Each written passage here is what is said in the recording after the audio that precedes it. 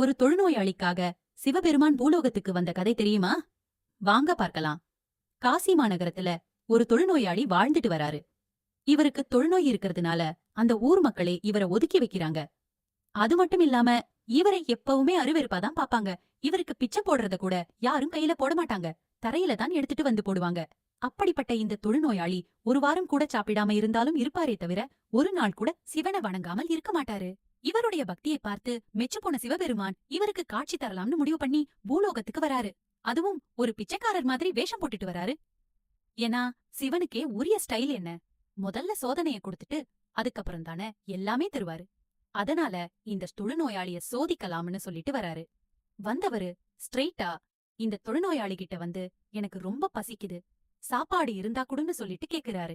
இந்த தொழுநோயாளி சொல்றாரு, நானே பிச்சை எடுக்கத்தான் வாழ்ந்துட்டு இருக்கிறேன். என்கிட்ட எங்க இருக்கு சாப்பாடு?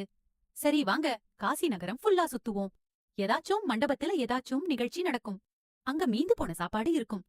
அத நம்ம 2 பேரும் ஷேர் பண்ணி சாப்பிட்டுக்கலாம் சொல்லிட்டு 2 பேரும் போறாங்க. அன்னைக்குங்கிற வேலையில காசில ஒரு நிகழ்ச்சி கூட நடக்கவே இல்ல. மானிட ரூபத்துல இருக்கிறதுனால அலைஞ்சு திரிஞ்ச சிவபெருமானுக்கு பயங்கர டயர்ட்னஸ் ஆகிடுது. அன்னைக்கு இரவு அந்த காசி நகரத்துல கடைசியா இருக்கிற ஒரு மண்டபத்துல ரொம்ப டயர்ட் ஆகி அன்றைய இரவு அங்கே தூங்கி கடிச்சிடுறாங்க. மறுநாள் காலையில பொழுது விடியுது. பார்த்தா அந்த மண்டபத்துல ஏதோ ஒரு நிகழ்ச்சி நடக்குது. நடந்து முடிஞ்ச பிறகு ஒரே ஒரு ஆள் சாப்பிடுற அளவுக்கு சாப்பாடு மீந்து போகுது.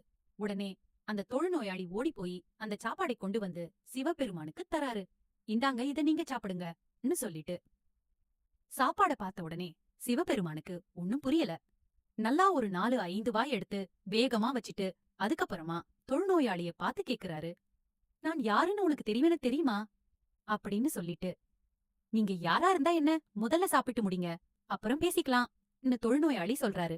மறுபடியும் ஒரு 2 வாய் எடுத்து வச்சிட்டு மறுபடியும் கேக்குறாரு, நான் யாருன்னு தெரிஞ்சா என்கிட்ட நீ இப்படி எல்லாம் பேச மாட்ட அப்படின்னு சிவன் சொல்றாரு. உடனே தொழுநோயாளி சிரிச்சுக்கிட்டே சொல்றாரு, நீங்க யாருன்னு எனக்கு நேத்தே தெரியும் சொல்றாரு. இத கேட்ட உடனே சிவபெருமானுக்கு பயங்கர ஷாக். என்னடா இது, நான் யாருன்னு இவன் தெரியும்னு சொல்றானே, சரி சொல்லு பார்க்கலாம், நான் யாரு யாரு யாரு அப்படின்னு சொல்லிட்டு அந்த தொழுநோயாளிய விடாம கேட்டுக்கிட்டே இருக்கிறாரு. அப்ப ஒரு கட்டத்துல அந்த தொழுநோயாளி சொல்லிடுறாரு, நீ அப்பன் ஈசன் என்பது எனக்கு நேத்தே தெரியும் அப்படின்னு சொல்லிட்டு. இத கேட்ட உடனே சிவபெருமானுக்கு இன்னும் பயங்கர ஷாக். என்னடா இது, இவன் சாதாரண ஒரு மனுஷன், நம்ம மாறு வேஷத்துல இருக்கிறத இவன் எப்படி கண்டுபிடிச்சான் அப்படின்னு சொல்லிட்டு. சரி, நான் தான் சிவன்கிறத நீ எப்படி கண்டுபிடிச்ச அப்படின்னு சொல்லிட்டு. நீதான் சிவன்கிறத என்னால கண்டுபிடிக்க முடியாதா? இந்த தொழுநோயாளிய கூட தொட்டு பேசி எனக்கு சரிக்கு சமமா அமர்ந்து சாப்பிட முடியும்னா அந்த அளவுக்கு கருணை கொண்ட ஒரு ஆள் எங்க அப்பன் ஈசனை தவிர வேற யாரா இருக்க முடியும் கேட்ட உடனே சிவனுடைய கண்களிலிருந்து தாரை தாரையா கண்ணீர் கொட்டுது.